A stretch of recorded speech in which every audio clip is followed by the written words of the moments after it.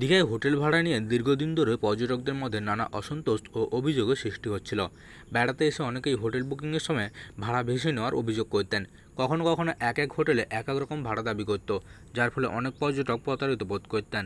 এবার সেই সমস্যা নিরসনে উদ্যোগ নিল দীঘা শঙ্করপুর হোটেলিয়ার্স অ্যাসোসিয়েশন।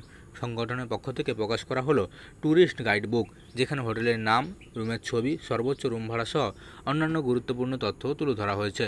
ফলে পর্যটকরা আগেভাগে জেনে নিতে পারবেন কোন হোটেলে কত ভাড়া, কী ধরনের রুম রয়েছে এবং কোনটা তাদের পছন্দের উপযোগী। আমাদের এই বইটা মূলত ওই ভাড়া যে বেশি নেওয়া ছিল অভিযোগ আসছিল। এই ভাড়াটা যাতে সঠিকভাবে নেয় তার জন্য সমস্ত হোটেলের নাম, তার ফোন নাম্বার, তার কত ভাড়া, কত পর্যন্ত তার ভাড়া উঠতে পারে, সমস্ত ভাড়া এখানে লেখা আছে বইতে। অনেকগুলো হোটেল, প্রায় 200খানি হোটেল আমরা যুক্ত করেছি। আরও আগামী 15 দিন বাদে যে সেকেন্ড এডিশনটা বই বেরোবে তাতে কিন্তু আরও সমস্ত হোটেলকে আমরা যুক্ত করব, যাতে পর্যটক দীঘাতে না ঠকেন এবং দীঘা সম্বন্ধে মানুষের একটা ভালো ধারণা তৈরি হবে। এবং দীঘাতে যত পাশাপাশি দর্শনীয় স্থান আছে সেগুলো এই বইয়ের মধ্যে দেওয়া আছে এবং দীঘার জগন্নাথ মন্দির নিয়ে অনেক লেখা আছে, দীঘা সম্বন্ধে লেখা আছে। বইটা পড়লে দীঘা সম্বন্ধে অনেক কিছু জানা যাবে। পূর্ব মেদিনীপুরের সৈকত শহরে দীঘা বাইপাস সংলগ্ন এক বেসরকারি সভাকক্ষে অনুষ্ঠিত হয় দীঘা শঙ্করপুর হোটেলিয়ার্স অ্যাসোসিয়েশনের 34তম বার্ষিক সাধারণ সভা। এই সম্মেলনে শতাধিক হোটেল মালিক ও সংগঠনের প্রতিনিধিরা উপস্থিত ছিলেন।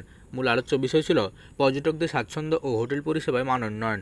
সম্মেলনে এই গাইডবুক প্রকাশের মধ্য দিয়ে একটি নতুন অধ্যায়ের সূচনা হলো বলে মনে করছেন অনেকে, যেখানে পর্যটকদের হোটেল ভাড়া নিয়ে আর প্রতারিত হতে হবে না।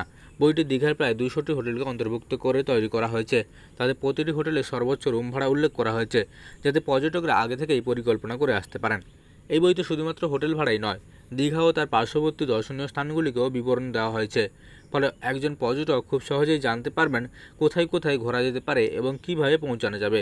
বইটির দাম রাখা হয়েছে 100 টাকা, যা দীঘা ও কলকাতায় বুক স্টল, হোটেল কাউন্টার ও কিছু নির্দিষ্ট দোকানে পাওয়া যাবে বলে জানিয়েছেন সংগঠন। এই উদ্যোগের ফলে পর্যটকদের মধ্যে স্বচ্ছতা যেমন বাড়বে, তেমন হোটেল মালিকদের বাধ্যবাধকতা তৈরি হবে নির্ধারিত ভাড়ার সীমা বজায় রাখার। দীঘার পর্যটন শিল্পে স্বচ্ছতা আনতে ও পর্যটকদের বিশ্বাস অর্জনে দীঘা শঙ্করপুর হোটেলিয়ার্স অ্যাসোসিয়েশনের এই উদ্যোগ নিঃসন্দেহে এক প্রশংসনীয় পদক্ষেপ। হোটেল ভাড়া সংক্রান্ত পূর্বের জটিলতা ও অভিযোগ এবার অনেকটাই কমবে বলে আশা করা যাচ্ছে। ট্যুরিস্ট গাইডবুক পর্যটকদের ভরসার হাতিয়ার হয়ে উঠবে। যদি এই বইয়ে দেওয়া তথ্য বাস্তবে মেনে চলা হয় এবং নিয়মিত নজরদারি করা হয়, তবে দীঘা হয়ে উঠতে পারে দেশের অন্যতম পর্যটক বান্ধব গন্তব্য। পূর্ব মেদিনীপুরের দীঘা থেকে মদন মাইতির রিপোর্ট, লোকাল 18 বাংলা।